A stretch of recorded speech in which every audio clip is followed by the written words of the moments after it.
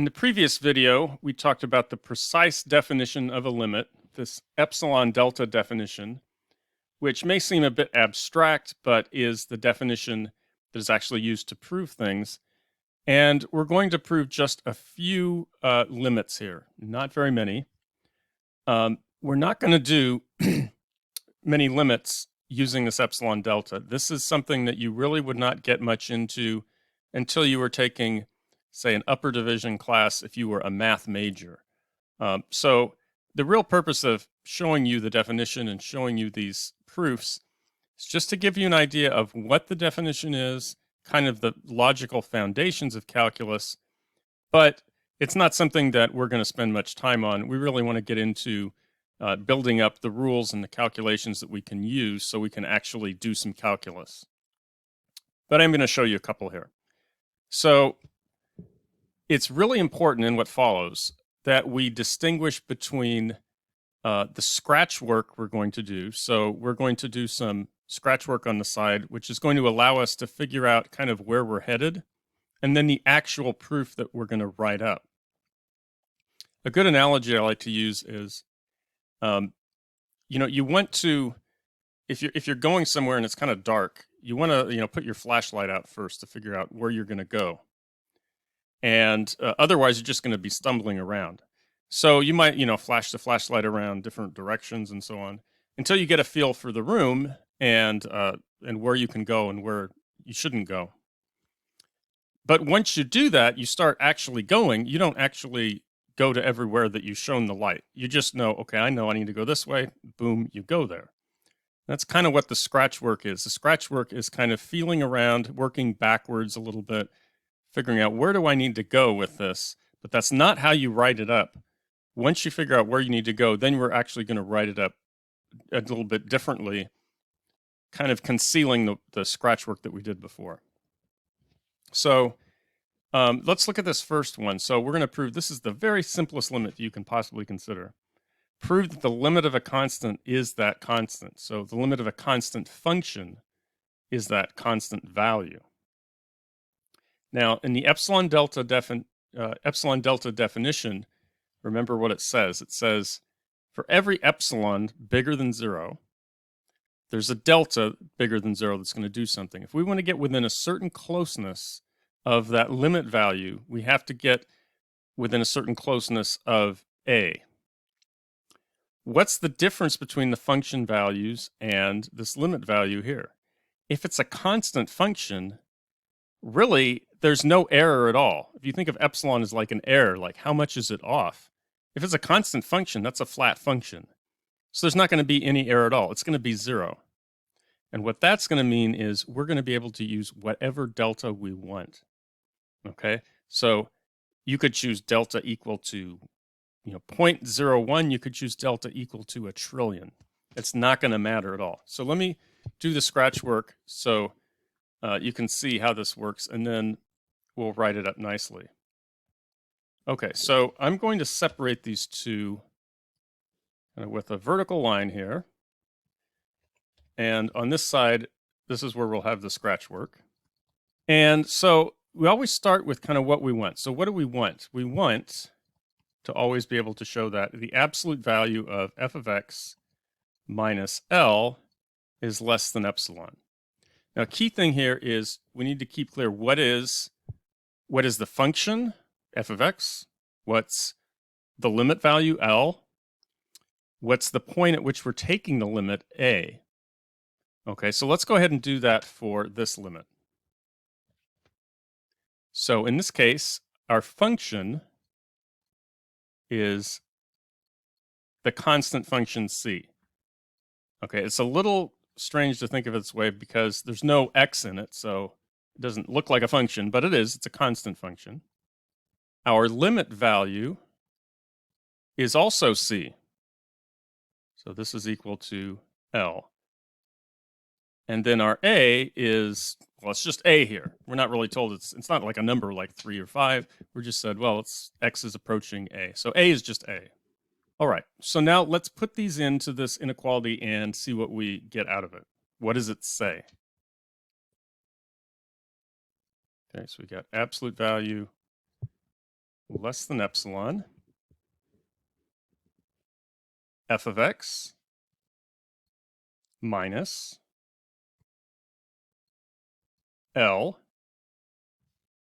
And now what does this really look like? Well, inside of here, c minus c, of course, that is 0. So all of this in here, of course, is 0.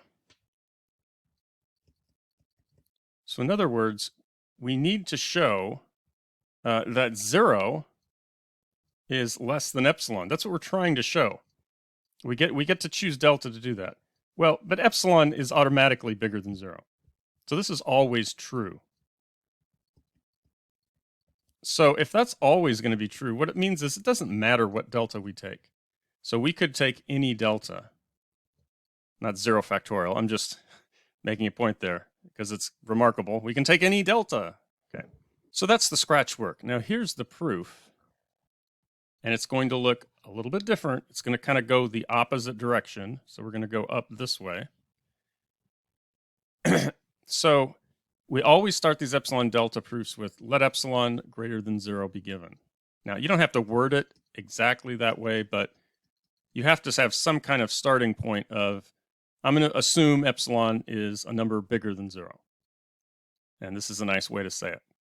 Now, my task now in the proof is to tell you what delta is. And delta has to depend on epsilon. So technically speaking, it's a function of epsilon.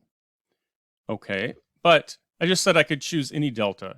Now, what I don't want to do is say, well, we could let delta be anything. That's true, but to be specific in the proof, it would be much better technique mathematically to actually choose a particular delta. I mean, very concretely. So what's the most convenient delta we could choose? Now let's take, say, delta equal to 1. Now again, you can replace 1 with your favorite positive number. Let's say your favorite number is 11. You could say delta equals 11. Say your favorite number is pi squared. You could let delta be pi squared. Again, it doesn't matter because any delta is going to work.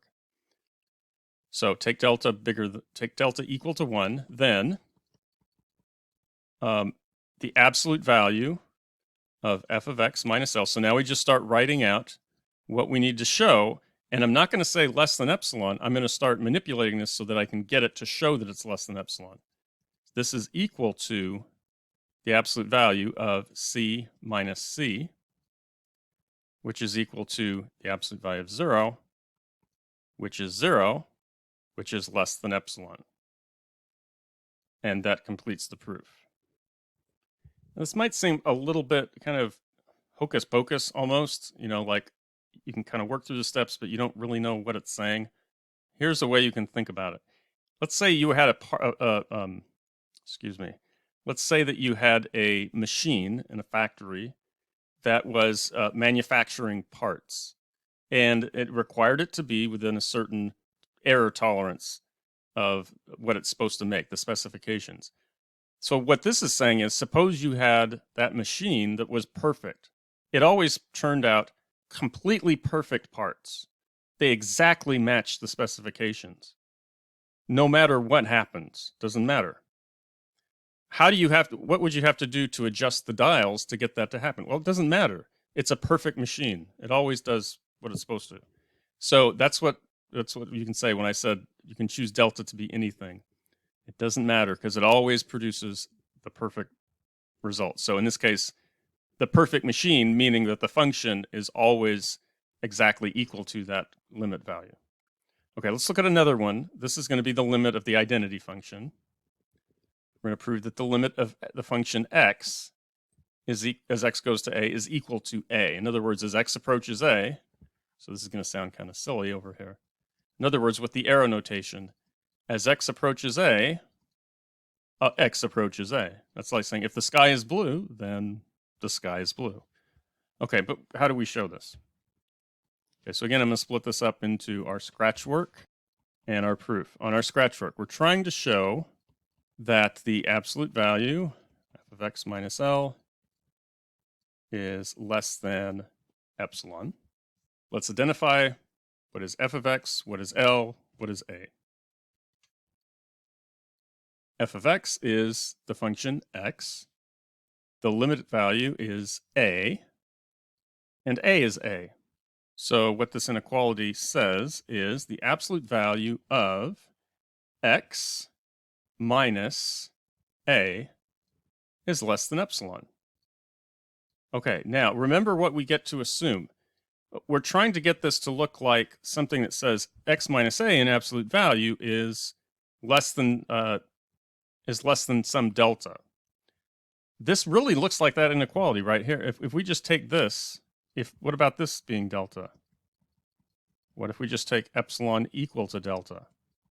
Now, in the going the other direction, when we go back this way, we don't have to consider if x is equal to a because it doesn't matter what happens at a. But if we do have that inequality, then we certainly have this one as well. So in fact, here, we can just take epsilon equal to a. So what this is saying is, if you look at the graph of the identity function, so it's a line with slope 1.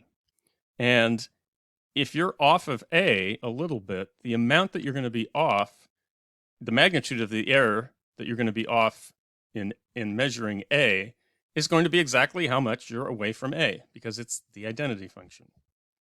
So we just need to take epsilon, we just need to take delta. So let's take delta of that. That's not delta times epsilon, that's saying delta as a function of epsilon, because delta depends on epsilon.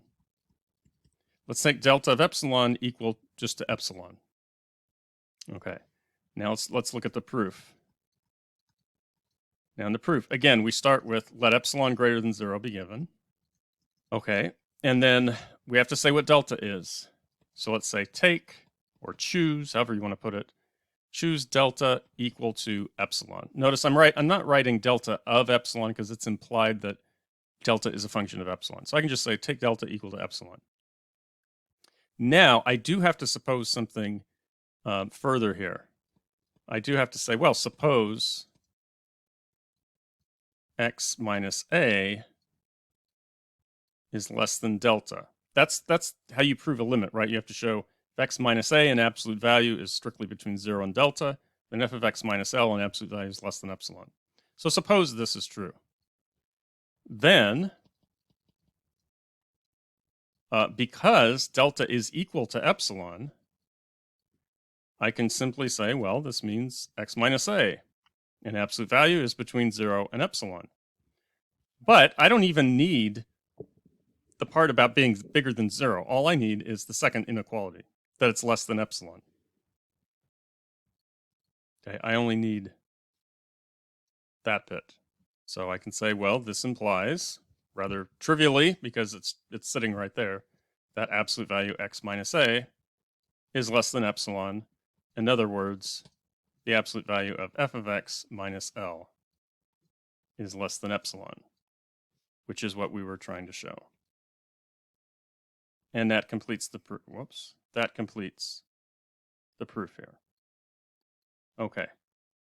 So those are two of the simplest functions showing you how this works. We're going to do one more that's a little bit trickier, and we're going to assume that we have a linear function.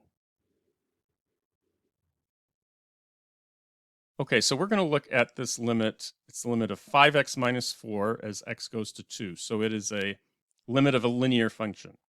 Now, if we were to assume the sum and constant multiple limit laws, then the previous limits that we just proved, we would really have enough to calculate this limit without using the definition. But we want to do it using the definition. See if we can just bypass everything and just go straight for the definition. Usually this is not a good idea, but in this case, it's a pretty simple function. It's a linear function, and we're able to do it, and it's actually a good exercise to see how it's done. So we're going to do the same process. We're going to break up our work into our scratch work, and then we're going to prove once we're done with that. Okay, once again, we have to identify our function, our limit, and a. Okay, so there they are. So we want to find this.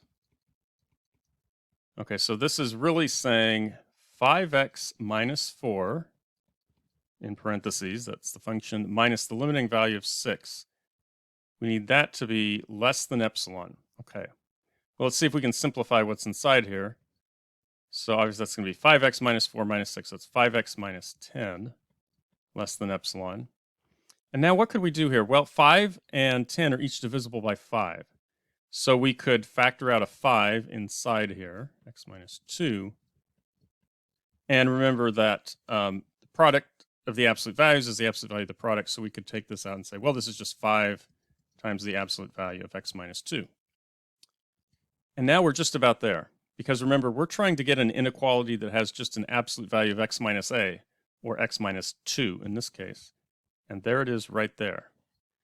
But we've got that pesky 5 out in front. So why don't we divide by 5? Okay, those go away.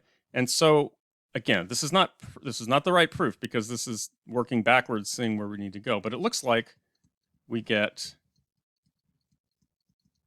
absolute value x minus 2 is less than epsilon over 5.